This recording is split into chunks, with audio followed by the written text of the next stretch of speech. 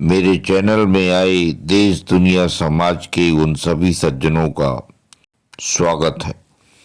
दोस्तों, यदि जीवन मिला है तो जरूर एक न एक दिन मृत्यु आएगी। उसी तरह यदि दुख आया है तो उसके बाद कभी न कभी सुख जरूर आएगा, क्योंकि प्रकृति का यही नियम है। जब कोई बीमारी आती है तो उस बीमारी के साथ साथ उस बीमारी का इलाज भी इस ब्रह्मांड में कहीं ना कहीं मिल ही जाता है। तो मित्रों, हमें जब पहले से ही इस बात की जानकारी होती है कि हमारे जन्म के बाद हमारी मृत्यु निश्चित है, क्योंकि यही ब्रह्मांड की सच्चाई है। इसी सच्चाई के साथ एक बहुत ही रोचक विषय जुड़ा हुआ है, जिसे जीवन के उद्देश्य के नाम से समझा जा सकता है। मित्रों, इस ब्रह्मांड में जो भी हम देख सकते हैं, हर एक वो वस्तु किसी न किसी कारणवश इस ब्रह्मांड में व्याप्त होती है।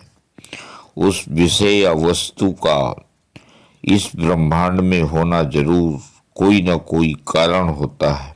इसी प्रकार हमारे जीवन का भी कोई न कोई उद्देश्य अवश्य रहता है। जबकि देखा जाए तो आज हमारा समाज दिन प्रतिदिन प्रगति कर रहा है।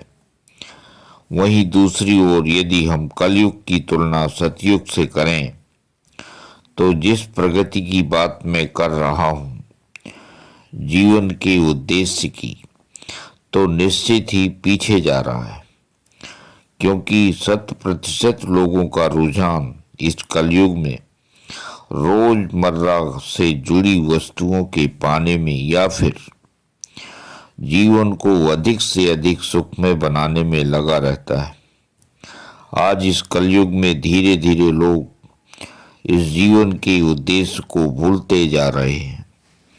ज्यादातर लोगों को अपनी असल जिंदगी का ज्ञान ही नहीं है कि ये मैं क्यों कर रहा हूँ, क्योंकि आज की शिक्षा पद्धति और सतयुगी शिक्षा पद्धति का यदि हम तुलनात्मक अध्ययन करें तो खुद ब खुद ये समझ में आ रहा है कि आज की जो शिक्षा पद्धति है उसमें कहीं भी दूर दूर तक जीवन उद्देश्य को लेकर किसी भी विषय में चर्चा नहीं की जा रही है।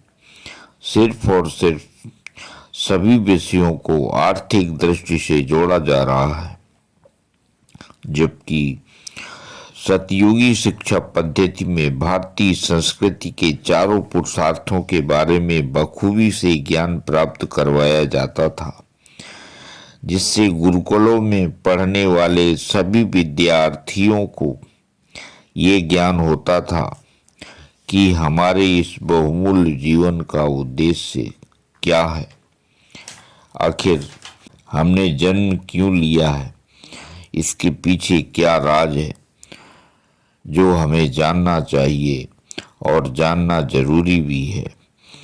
इसी विषय को लेकर श्री कबीरदास जी कहते हैं कि भक्त मरे क्या रोइए, जो अपने घर जाए, रोइए साकट बापूरे, हाटों हाट बिकाए। अर्थात जिसने अपने कल्याण रूपी अविनाशी घर को प्राप्त कर लिया है, ऐसे संत भक्त के शरीर छोड़ने पर क्यों रोते हैं। बेचारे अभक्त अज्ञानियों के मरने पर रो, जो मरकर 84 लाख योनियों में बिकने जा रहे होते हैं।